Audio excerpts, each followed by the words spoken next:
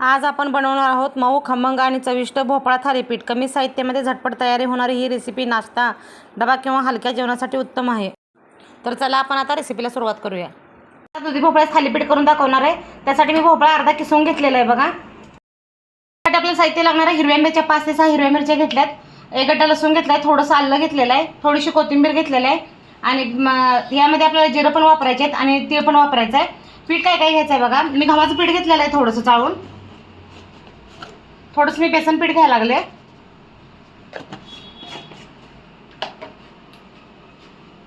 थोडासा रवा घेतलाय बघा मी।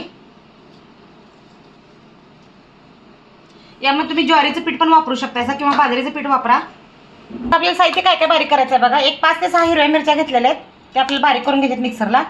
एक छोटा आल्याचा तुकडा घेतलेला आहे बघा। थोडीशी कोथिंबीर घेतलेली आहे, धुवून घेतलेली आहे कोथिंबीर मी। एक गड्डा लसूण घेतलेला आहे, थोडंसं जिरं घेतलेलं आहे। आता हे आपल्याला मिक्सरला बारीक करून घ्यायचे आहेत। हे आता सगळं मिक्सरला आपल्याला बारीक केलेलं बघा, एक पिठामध्ये घालायचं आहे।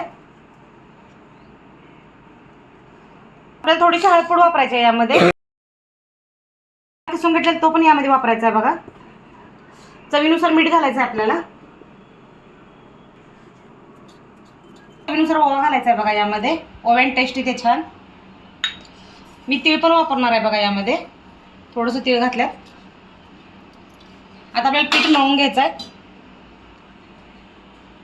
त्यामध्ये तुम्ही गाजर पण घालू शकताय बघा।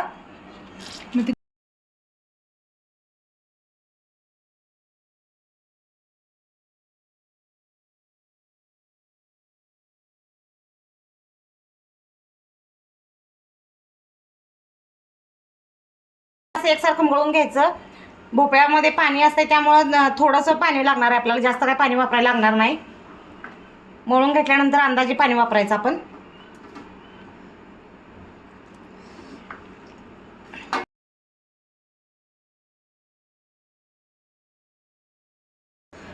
थोडंसं पीठ सैलसर मळायचं, एकदम घट्ट मळायचं नाही। आपल्याला थालीपीठ थापता यायला पाहिजे व्यवस्थित।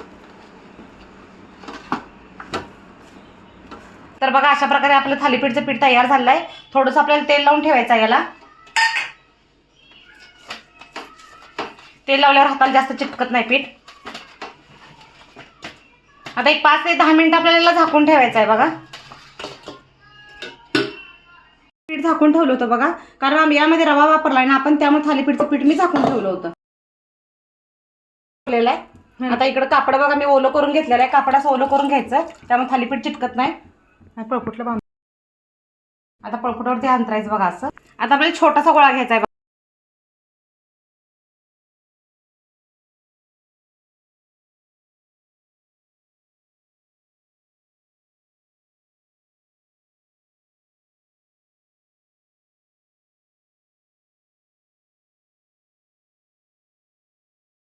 बघा अशा प्रकारे आपलं थालीपीठ तयार झालेलं आहे।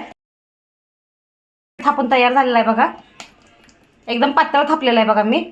आता आपल्याला याला बघा असं हे करून घ्यायचं, होल पाडून घ्यायचं, कारण यामध्ये तेल जातंय।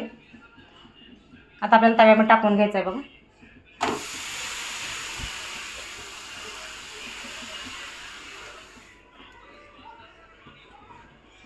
बघू शकता किती छान प्रकारे टाकून घेतलं। गॅस फास्ट केलेला आहे। आता आपल्याला यावरती तेल सोडायचं आहे बघा।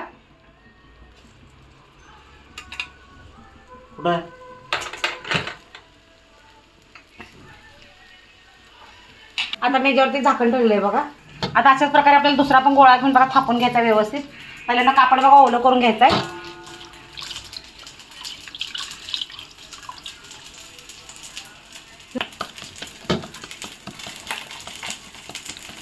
एक 2 मिनिटं मी ह्याला थालीपीठला झाकून घेतलेलं बघा।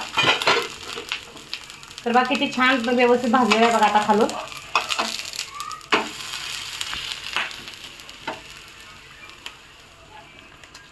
तर बघा अशाच प्रकारे मी दुसरं पण थालीपीठ थापून घ्यायला लागले। आता खालची बाजू पण आपली भाजलेलं आहे बघा, आणि एकदा उलटं करून भाजायचं। थोडंसं तेल लावायचं, तेलाऐवजी तुम्ही तूप पण लावू शकता याला। ठीक आहे थालीपीठ परत मुलांच्या डब्यासाठी बघा आपल्याला पौष्टिक थालीपीठ आहे। साठी सुद्धा खूप छान रेसिपी आहे।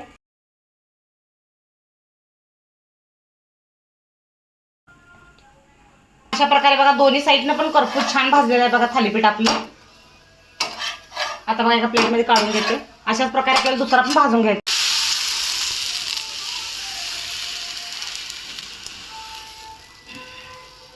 हिरवी मिरची पिकलेली वाळलेली यावरती आपल्याला झाकण ठेवून घ्यायचं आहे. झाकण ठेवून एक 2 मिनिटच फक्त आपल्याला वाफवून घ्यायचं याला.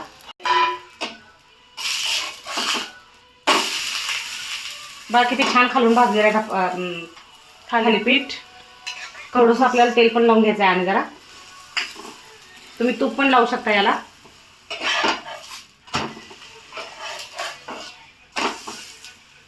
अशा आपल्याला एकसारखे सगळे थालीपीठ करून घ्यायचे आहेत.